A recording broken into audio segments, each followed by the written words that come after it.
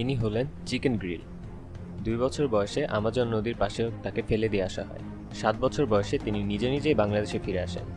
10 বছর বয়সে US special ফোর্সে তিনি সিলেক্টেড হন। বর্তমানে তিনি একজন ইউটিউব গেমার। ইনি হলেন সাইকেল হক। মাজা ভেঙে 2 বছর বয়সে তাকে উগান্ডায় ফেলে দিয়ে আসা হয়। 8 বছর বয়সে তিনি ফিরে আসেন। 20 বছর স্পেশাল ফোর্সে চাকরি করেন। বর্তমানে তিনি একজন মডেল। বাংলাদেশের নদীমাতৃক দেশ, আমরা এখন মেঘনা নদীর তীরে, সেটা সমুদ্রের জোয়ার ভাটা দেখুন। আমরা এখান থেকে বের হয়ে আমরা জনমানব এলাকা যেতে পারবো। দেখুন আমার পায়ে জোয়ারের পানি আসছে। চলুন এখন আমরা ছুটি।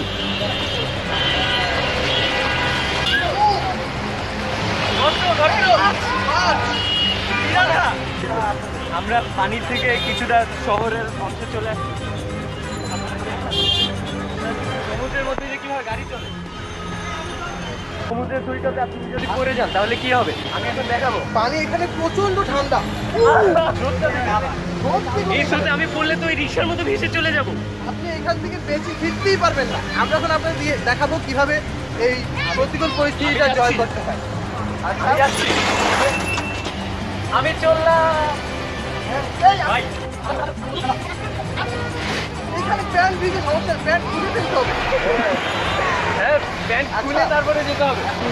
হাঙ্গর হাঙ্গর হাঙ্গর হাঙ্গর হাঙ্গর। দেখুন সমুদ্রের জলাচল আর ভালো পানি মিশ্রিত হয়ে এরকম হয়েছে। এই পানি যদি আপনি খান আপনি 10 সেকেন্ডের মধ্যে মারা যাবেন। আমি এখন আপনাকে খবরদার এই পানি খাবেন না। আমি এখন আপনাকে খেয়ে দেখাতে পারতাম, কিন্তু আমি মরে যাবো, পরে ভিডিওটা নিয়ে করবো। ওকে, আমরা সামনের দিকে আগাই। চলুন ছুটি। নীলতিমি নীলতিমি এখানে নৌকাতে তেল ভরা যায়। ইঞ্জিন ছাড়া নৌকাতে কিভাবে তেল ভরা যায় সেরকম একটা। আমাকে ধরুন, ভেসে যাচ্ছি। আমার জুতো ছিঁড়ে যাবে।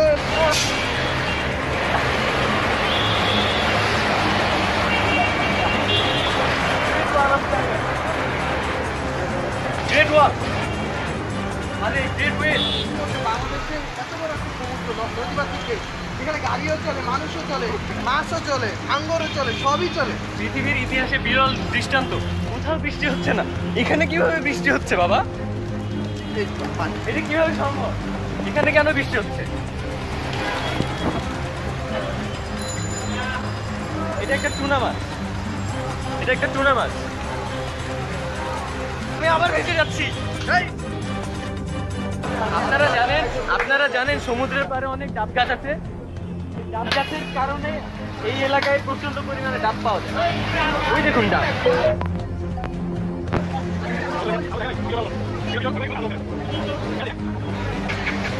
আপনারা দেখতে পাচ্ছেন সমুদ্রের তলদেশ থেকে বিভিন্ন ধরনের পেঙ্গুইন এবং বিভিন্ন ধরনের ডলফিন মাছ পাড়ে এসে এভাবে মারা যাচ্ছে। কারণ এই মৃত্যুর কারণ আমাদেরকে খুঁজে দেখতে হবে। কলকারখানার বর্জ্য পদার্থ এই ডাস্টবিনে ফেলা হচ্ছে। এই ডাস্টবিনে কি কোথাও লিক আছে? পানির সাথে কি বিষ মিশে যাচ্ছে? আমাদের ব্যাপারটা বের করতে হবে। আমি আবার ভেসে যাচ্ছি।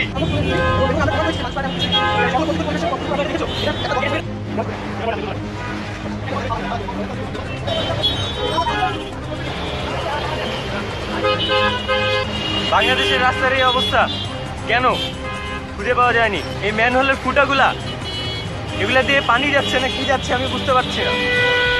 বাংলাদেশ এখন পৃথিবীর নবম আশ্চর্য, অষ্টম আশ্চর্য আমি, এবং এই নবম আশ্চর্য। ওকে, আমরা ডাঙ্গায় চলে এসেছি। জনমানব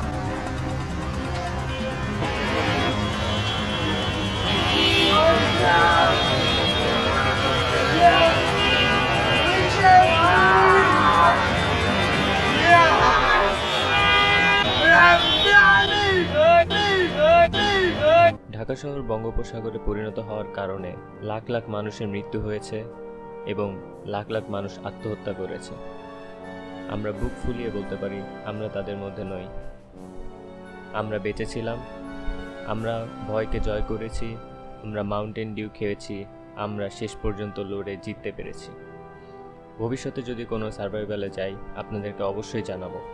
সেই পর্যন্ত টাটা, গুড বাই। সায়োনারা।